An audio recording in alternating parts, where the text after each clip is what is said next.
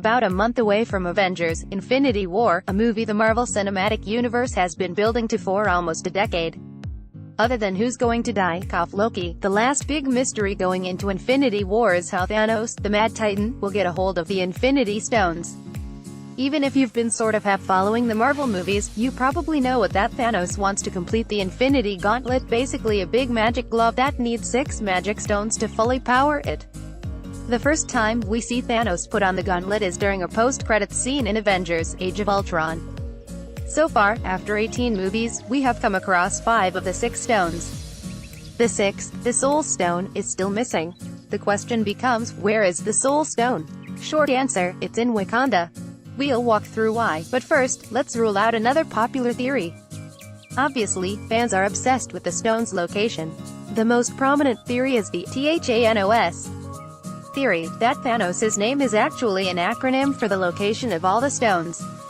The Thanos theory seems to point in the direction of Heimdall from the Thor films being the H and having the Soul Stone, which seems like it makes sense. We know Asgardians have been trying to lock up Infinity Stones for millennia. Also, Heimdall has glowing orange eyes, which is the color of the Soul Stone. And glowing eyes do seem to be a symptom of Infinity Stone possession. In Thor: The Dark World, Heimdall says he can see all the souls in the 9 realms, explaining his omniscience. Also, during Thor's vision in Age of Ultron, that totally wasn't just an Infinity War trailer. Heimdall is blind. Heimdall, or anyone, secretly being an Infinity Stone doesn't also really fit the pattern of how the Marvel films introduce Infinity Stones, though. First up was the Space Stone.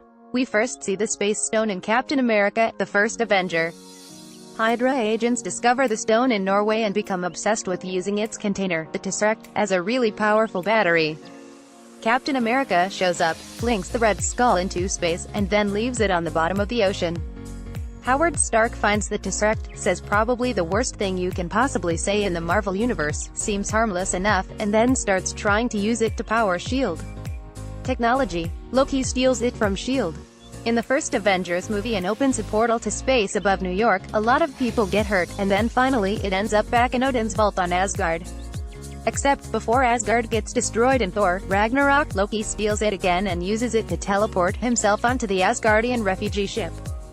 The Mind Stone is kept in a Chitauri scepter, which Thanos gives to Loki after Loki's kicked out of Asgard. After the Battle of New York, the scepter is scooped up by S.H.I.E.L.D. agents, ends up with Hydra scientists in Sokovia, and is used to give superpowers to Wanda and Pietro Maximoff, as seen in Age of Ultron.